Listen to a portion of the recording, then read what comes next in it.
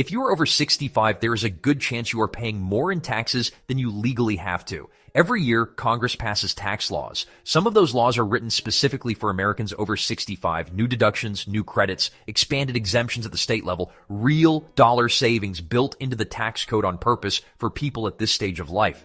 And every year, the overwhelming majority of seniors who qualify for those breaks either miss them completely or claim less than they are owed. Not because the rules are complicated, most of them are not, but because finding out about them is entirely your problem. The IRS publishes the information. They just do not advertise it. Your state offers property tax relief. They just do not knock on your door. And by the time most people hear about something, the filing window has already closed. That is what this video is about. I am going through 7 specific tax breaks that are available right now for Americans 65 and older, some federal, some at the state level, one that is brand new as of 2025 and still under the radar for most people filing today. For each one, I will tell you who it applies to, what the actual savings look like in dollars, and exactly what step you take to use it. Hit subscribe before we go further. Tax law is not static. When it changes, and it changed significantly in 2025, the people watching this channel hear about it before it costs them. The ones who are not here tend to find out at the worst possible time. All right, let's get into it.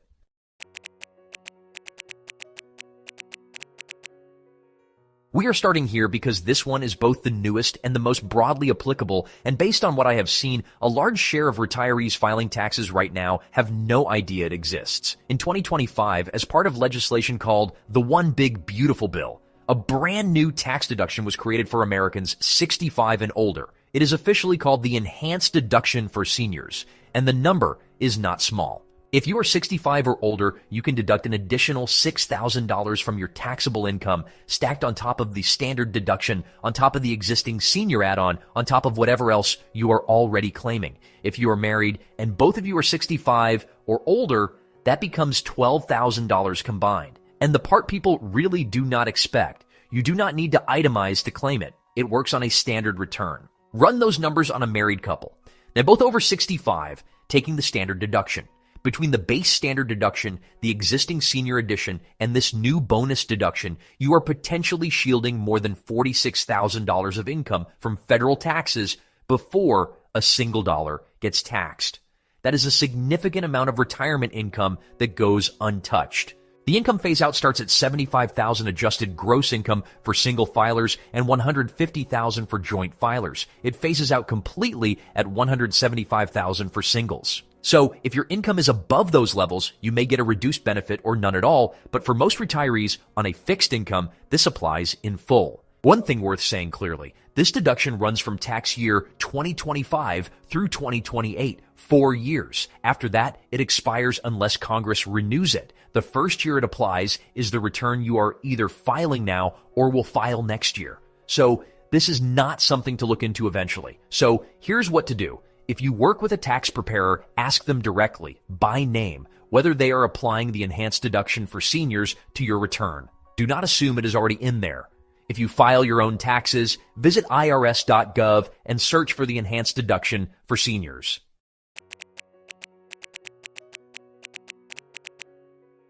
This one requires me to say something up front that almost nobody tells you. In most states, this benefit does not start automatically when you turn 65. You have to apply for it. And in the majority of states, if you miss the annual filing window, you lose that year's savings entirely. No backdating, no exceptions. It is just gone. With that said, every state in the country offers some form of property tax relief for homeowners 65 and older. The structure varies. Some states reduce the assessed value of your home, so the taxable base is smaller. Some freeze your assessment so that even if your home appreciates, your tax bill stays locked. Some issue direct credits against your tax bill. But every state has something, and in many cases, the annual savings is significant. A few recent examples worth knowing. Texas raised its senior homestead exemption from $10,000 to $60,000 in 2025 through a voter-approved measure. Seniors there also qualify for a school tax freeze. Once you hit 65, your school tax bill is locked and cannot increase regardless of what happens to home values. For a couple in a suburb of Dallas with a $350,000 home, that combination can cut the tax bill by over $1,000 a year. New York's Enhanced STAR program for seniors over 65 reduces the assessed school district value of your home by up to $70,700 with household income under roughly $110,000. And that translates to anywhere from $1,500 to $3,500 in annual school tax savings depending on your district. New Jersey's Senior Freeze program is exactly what it sounds like. Once you qualify, your property tax bill is frozen at that level. Any increase above your base year gets reimbursed. Illinois just raised income eligibility for its Senior Freeze from $65,000 to $75,000. Arizona freezes assessed values for 3 years for qualifying homeowners over 65. South Carolina stacks an additional $50,000 exemption on top of the standard one. The program exists in your state. The question is whether you have filed for it. So here's what to do. Search your state's name and Senior Property Tax Exemption 2026 or go directly to your county tax assessor's website. Most programs require an initial application in the year you turn 65 and often an annual renewal after that. Deadlines are typically between January and April. If you have owned your home for years and never applied for this, that phone call is worth making today.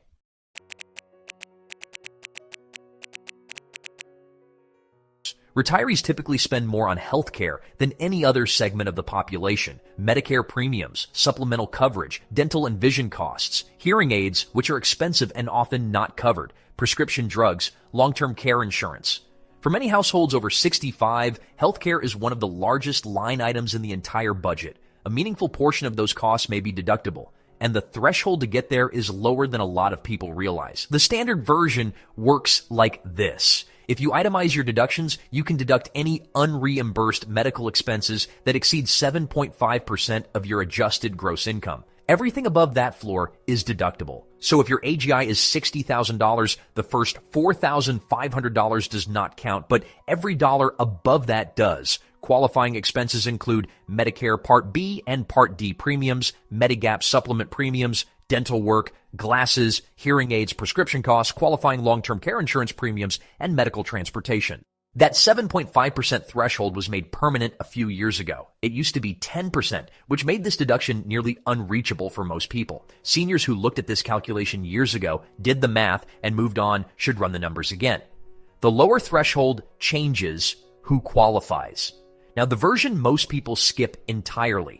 If you have any self-employment income, even part-time or occasional, you may be able to deduct Medicare premiums as a self-employed health insurance deduction. This one is not on Schedule A. It reduces your adjusted gross income directly before the 7.5% calculation before your standard deduction.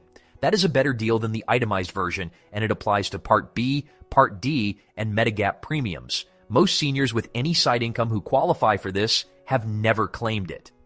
One more overlooked piece. Long-term care insurance premiums are deductible as a medical expense up to an age-based cap. For someone 71 or older, the 2026 limit is $6,200. Most people paying these premiums year after year do not realize any portion of it is deductible. So here are the steps to follow. Add up your actual medical spending from the last tax year, Medicare premiums, out-of-pocket, dental, vision, hearing, prescriptions, long-term care insurance. Calculate 7.5% of your AGI. If your costs exceed that number, compare your potential itemized total to your standard deduction. If you have any self-employment income at all, ask your preparer specifically about the self-employed health insurance deduction.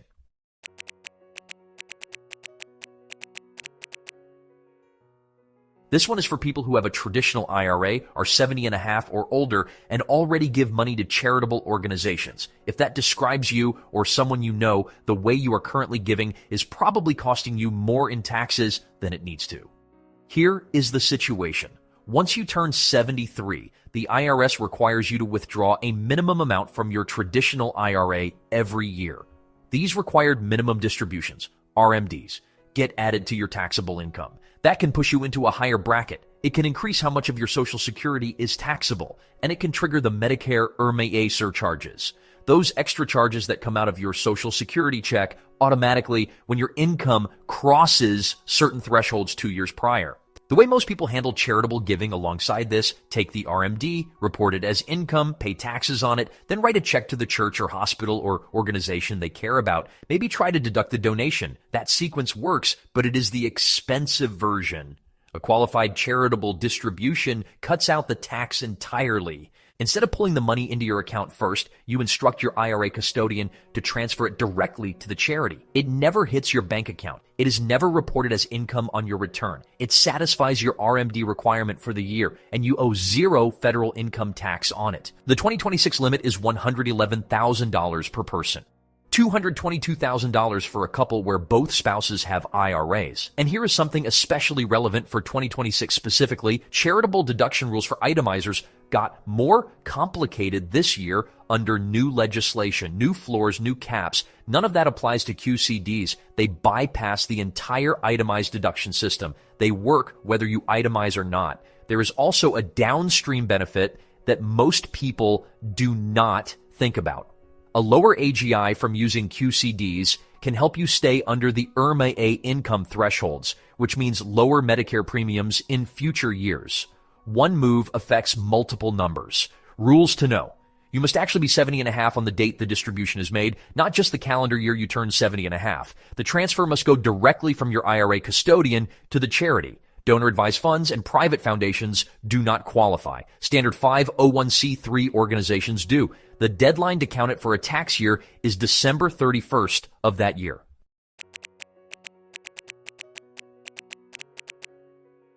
If you own a home, have lived in it for a while, and are thinking about selling, or have already sold and are not sure how you handled the tax side, this is worth your full attention. Federal law lets homeowners exclude up to $250,000 of profit from the sale of a primary residence from capital gains tax. Married and filing jointly, that doubles to $500,000. $500,000 of profit that the IRS cannot tax. That is one of the largest individual tax exemptions in the entire federal tax code, and a meaningful number of seniors either do not know the full amount of it or are not sure whether they qualify. The qualifying rules are straightforward. You must have owned the home and lived in it as your primary residence for at least 2 of the last 5 years. The 2 years do not have to be consecutive. You do not have to be 65 to use this. It applies to any homeowner who meets the criteria. But it is particularly relevant right now for retirees who are downsizing, relocating to a lower cost state, or moving closer to family. Here's the part most people have not heard. If you sold your home without fully meeting the 2-year residency requirement because of a health situation, a move to assisted living, or certain other unforeseen hardships, the IRS allows a partial exclusion. Most seniors in that situation assume they owe taxes on the full gain and file accordingly. Often they owe substantially less or nothing at all, and the partial exclusion was there the entire time. One practical note: your taxable gain is not simply the sale price. It is the sale price minus your cost basis, which is what you originally paid for the home, plus the cost of any capital improvements over the years. A kitchen renovation, a new roof, an addition, those all increase your basis and reduce your taxable gain. Many long-term homeowners have never calculated their actual adjusted basis and end up overstating what they owe. Here's what to do. Before you list your home, spend an hour reconstructing your cost basis, original purchase price, plus documented improvements. If your potential profit is approaching $250,000 as a single filer or $500,000 as a couple, or if you have health or hardship circumstances that affected your residency timeline, consult a tax professional before closing.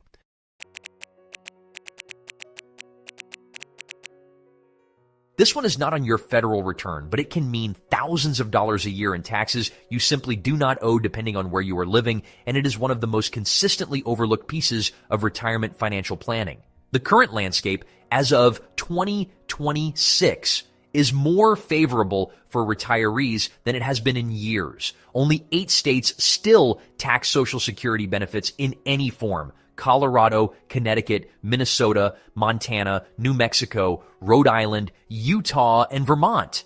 And even in most of those states, there are income thresholds below which Social Security is fully exempt anyway. West Virginia eliminated its Social Security tax entirely as of January 2026, completing a 3-year phase out. That is 42 states, plus DC, where your Social Security check is completely off limits to state income tax. Michigan just completed its own phase out of retirement income taxes for most seniors, starting with the 2026 tax year.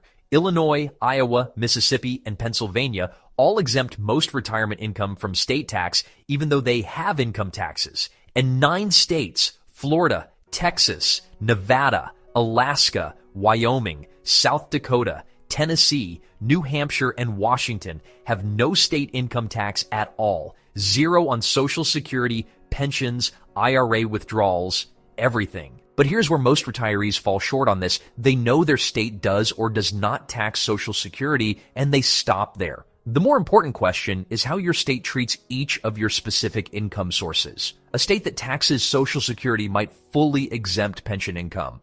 One that taxes IRA withdrawals might exempt military retirement pay entirely. Some states exempt retirement income up to $1 cap, but tax amounts above it. You cannot treat your state as a single yes or no on retirement taxes. It is a line-by-line question. And for anyone weighing a move, whether that is your own decision or a conversation happening with adult children, the annual after-tax difference between a high-tax and low-tax state on retirement income is real money compounded over a potentially long retirement. Estimates typically range from $3,000 to over $10,000 per year, depending on income sources and state. What to do? Go to your state's official Department of Revenue website and look up how it treats Social Security income, pension income, and IRA or 401k withdrawals specifically. If your state taxes any of those, check whether you qualify for available exemptions before assuming the full amount is taxable.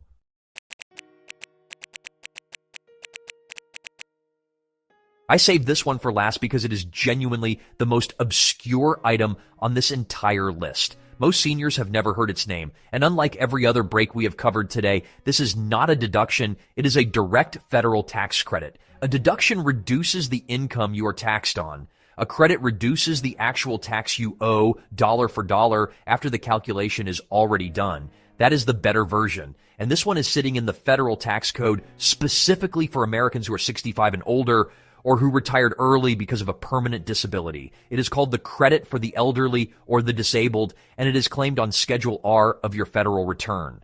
The income limits are narrow. This is targeted at lower to moderate income seniors. To qualify, your adjusted gross income must be below $17,500 as a single filer, $20,000 if married filing jointly with one qualifying spouse, or $25,000 if married with both spouses qualifying. There are also limits on non-taxable Social Security and pension income you receive. If you are over those thresholds, you do not qualify. The credit itself ranges from $375 to $1,125 depending on your filing status. It is not a life-changing sum, but it is a direct reduction of your tax bill, and the people who qualify for it, retirees living primarily on Social Security with modest additional income, are often the ones who file their own returns and are least likely to be working with a professional who would flag it. If you use tax software, it should walk you through the Schedule R questions automatically. If you prepare a paper return and you are at or near these income thresholds, it is worth checking IRS publication 524, which covers this credit in detail. What to do? If your AGI is below $17,500 as a single filer or $25,000 as a married couple, look at Schedule R when you file. If you use software, make sure you are answering the eligibility questions fully. If you filed in recent years without claiming this and you were within the income limits, an amended return may be worth looking at. So there you have it. 7 tax breaks. Let me run through them one more time. The enhanced deduction for seniors, $6,000 per person, available right now for tax years 2025 through 2028, works whether you itemize or not, and a significant percentage of the seniors filing today do not know it exists. The property tax exemptions available in every state that require a separate application, carry hard filing deadlines, and quietly expire year after year for homeowners who never claim them. The medical expense deduction, including the self-employed Medicare premium deduction that bypasses the AGI floor entirely, and the long-term care insurance piece that most people paying those premiums have never thought to deduct. The qualified charitable distribution that lets you redirect IRA money to the causes you care about without that money ever being counted as income. the home sale exclusion that shields up to $500,000 of housing profit from federal capital gains tax, including a partial version that applies when health or hardship shortened your residency timeline. The state-level retirement income exemptions that vary by state, by income source, and by year, and that most retirees have never fully mapped against their actual financial picture. And the credit for the elderly, sitting on Schedule R, a direct reduction of your federal tax bill, waiting to be claimed by people who qualify and will never hear about it from anyone. Tax law is written. It is public. It applies to you whether you know about it or not. The part that is not guaranteed is whether you ever find out in time to use it. Share this with someone over 65. Subscribe so you are here when the rules change again, and I will see you in the next video.